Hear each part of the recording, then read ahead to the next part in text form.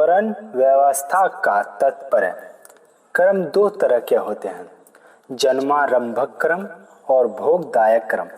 जिन कर्मों से ऊंच नीच योनियों में जन्म होता है वे जन्मारंभक कर्म कहलाते हैं, और जिन कर्मों से सुख दुख का भोग होता है वे भोगदायक कर्म कहलाते हैं। भोगदायक कर्म अनुकूल प्रतिकूल परिस्थिति को पैदा करते हैं, जिसको गीता में अनिष्ट इष्ट और मिश्र नाम से भी कहा गया है। गहरी दृष्टि से देखा जाए तो मात्र कर्म भोगदायक होते हैं, अर्थात जन्मारंभक कर्मों से भी भोग होता है और भोगदायक कर्मों से भी भोग होता है। जैसे जिसका उत्तम कुल में जन्म होता है उसका आदर होता है, सत्कार होता है, और जिसका नीचे कुल में जन्म होता है उसका निरादर होता है और तिरस्कार होता है। ऐसे ही अनुकूल परिस्थिति वाले को आदर होता है और प्रतिकूल परिस्थिति वाले को निरादर होता है। तात्पर्य है कि आदर और निरादर रूप से भोग तो जन्मारंभक और भोगदायक दोनों कर्मों का होता है, परंतु जन्मारंभक कर्मों से जो जन्म होता है उसमें आदर निरादर रूप में भोग गुण होता है, क्योंकि आदर निरादर कभी कभी हुआ करते हैं, हरदम नहीं हुआ करते। और भोगदायक कर्मों से जो अनुकूल प्रतिकूल परिस्थिति आती है उसमें परिस्थिति का भोग मुख्य होता है, क्योंकि परिस्थिति हरदम आती रहती है। भोगदायक कर्मों का सदुपयोग दुरुपयोग करने में मनुष्य मात्र स्वतंत्र है, अर्थात वह अनुकूल प्रतिकूल परिस्थिति से सुखी दुखी भी हो सकता है और उसका साधन सामग्री भी बना सकता है। जो अनुकूल प्रतिकूल परिस्थिति से सुखी दुखी होते हैं वे मूर्ख होते हैं, और जो उसको साधन सामग्री बनाते हैं वे बुद्धिमान साधक होते हैं। कारण कि मनुष्य जन्म परमात्मा की प्राप्ति के लिए ही मिला है, अतः इसमें जो भी अनुकूल या प्रतिकूल परिस्थिति आती है वह सब साधन सामग्री ही है। अनुकूल प्रतिकूल परिस्थिति को साधन सामग्री बनाना क्या है?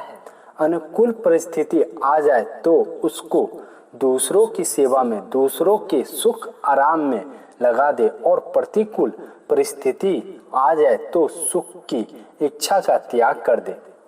दूसरों की सेवा करना और सुख इच्छा का त्याग करना ये दोनों साधन है।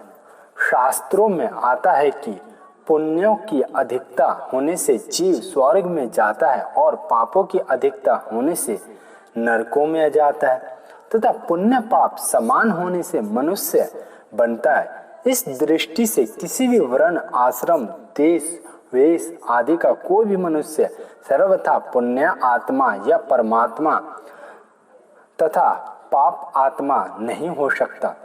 पुण्य पाप समान होने पर जो मनुष्य बनता है उसमें भी अगर देखा जाए तो पुण्य पापों का तारतम्य रहता है, अर्थात किसी के पुण्य अधिक होते हैं और किसी के पाप अधिक होते हैं।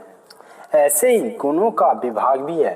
कुल मिलाकर 7 गुणों की प्रधानता वाले हो जाते हैं। राजोगुणों की प्रधानता वाले मध्य लोक अर्थात मनुष्य लोक में आते हैं, और तमोगुणों की प्रधानता वाले अधोगति में जाते हैं। इन तीनों में भी गुणों के तारतम्य से अनेक तरह के भेद होते हैं। सत्गुणों की प्रधानता से ब्राह्मण, रजोगुणों की प्रधानता से और सत्गुणों की गुणता से क्षत्रिय, राजोगुणों की प्रधानता और तमोगुणों की गौणता से वैश्य तथा तमोगुणों की प्रधानता से शूद्र होता है। यह तो सामान्य रीति से गुणों की बात बताई है। अब इनके अवंतर तारतम्य का विचार करते हैं। राजोगुणों प्रधान मनुष्य में सत्गुणों की प्रधानता वाले ब्राह्मण हुए हैं।